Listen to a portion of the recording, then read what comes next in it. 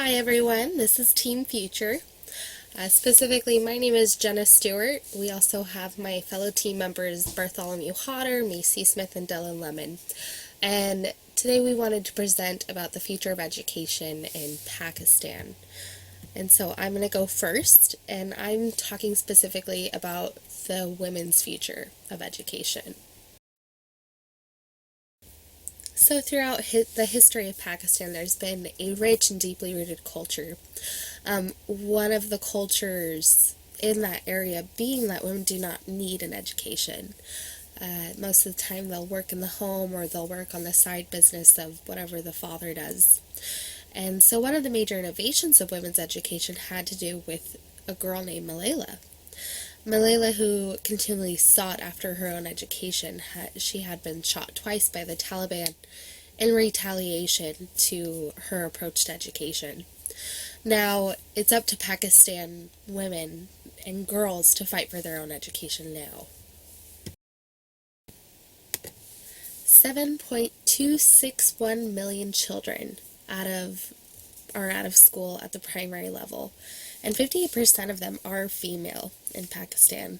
This is what the current stats were in 2011. Although in the state of Pakistan, the constitution has mandated that education should be provided to all children between the ages of 5 to 16. Some of the problems they are facing, however, when it comes to education for all women and girls, is the traditions and cultures that are extremely prominent in Pakistan.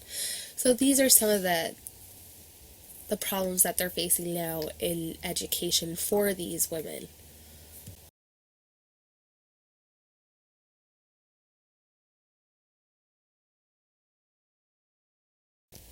Now, there is a lot of fighting, and there are a lot of groups that are able to comfort each other now for those that do want an education. Many women and girls are starting to gather across the nation to fight for what they deserve. So, and this is something that, they're starting for their future. Since the influence of Malala, girls are protesting for the right to their education. One of these groups that has linked women across the country together is Aware Girls. This particular group is for girls across the country to realize that they have a voice. They have a voice to vote, they have a voice to gain an education, and they have a voice to have careers. And this has been a great start, and there are even other organizations that help encourage women to enroll in classes as well. So they are continuing to fight for their education.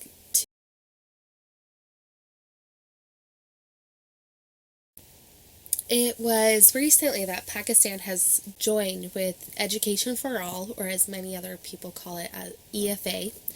And this is a hope to provide education for all people. They're continuing to protest and support groups for women that help them to understand their own personal right in having the basics, which is free speech, education, voting, all of the above. With the fight of women rising up in their own country, I could see that there's going to be a high hopes for education in Pakistan. There's more and more girls who want to become pilots, want different kinds of careers. They want to work in politics. The current development in Pakistan in terms of inequality due to economic disparity and unemployment has become a major concern for Pakistani people and the international community. The future of Pakistan lies squarely in youth education. Youth education is very critical to Pakistan's development in terms of addressing inequality, unemployment, and fighting extremism. The current state of youth education in Pakistan is nothing to write home about. Current statistics indicate how deplorable Pakistan education is. Education enrollment in Pakistan is very low compared to other countries in Asia, such as Japan and South Korea. The enrollment statistics indicate that 57% of the youth enroll in primary education, 22% enroll in secondary education, and 1.9% enroll in higher education. The causes of these statistics indicate that poor quality teachers, rote learning where students are being compelled to memorize everything that they should learn in school. Lack of right investment from government as compared to other sectors of the economy.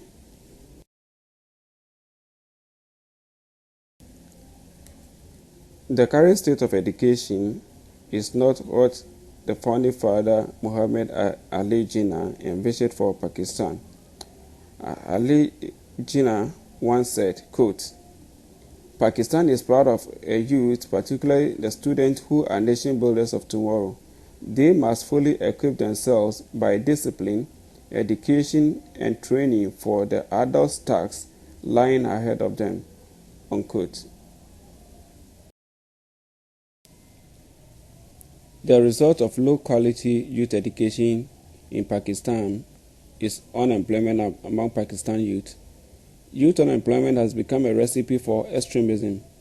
Taliban forces are recruiting unemployed youth into its forces to become terrorists because the youth don't have any employable skills that the hope for Pakistan's future lies in quality education, both in technical and vocational training for its use for employability in any industry in Pakistan. There should be a collaboration between academia and industry to develop curriculum tailored towards skills development of Pakistan youth for employment in Pakistan.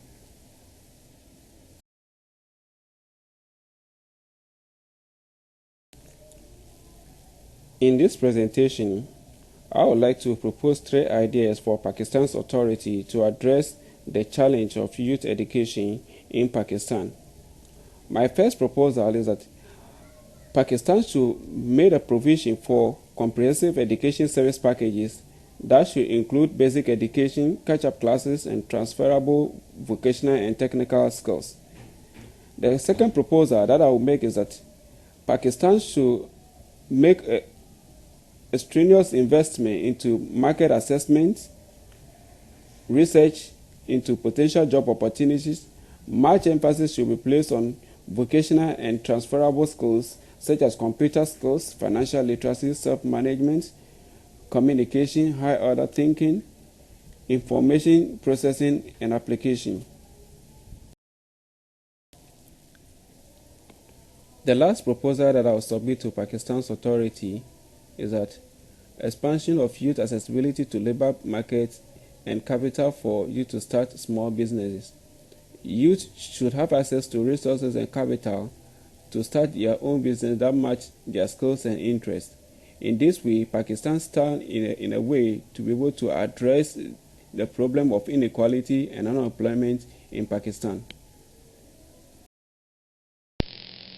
The education system in Pakistan is something that is highly talked about, and it is very important. The principle of quality and quantity is also something that is vital to the people of Pakistan, especially the children. If they don't receive enough education, it is hard for them to get jobs later on in life. This is why this is important for the people and us to have a say in what is going on and help them in this field so that they can learn and grow. Over the years in Pakistan, education has been improved with quality but not quantity. With this, the increase of number of educational institutes, the quality of education in Pakistan has been constantly degraded. The Pakistan student is now more interested in having admission in famous institutions rather than having quality education. The main focus that has degraded the quality of education in Pakistan are the followed in this slide. The 18th Amendment to the Constitution of Pakistan is an important step for the country itself and the people. It allows young children from ages 5 to 16 to be able to have an education. It allows others to also not be influenced by those of institutions.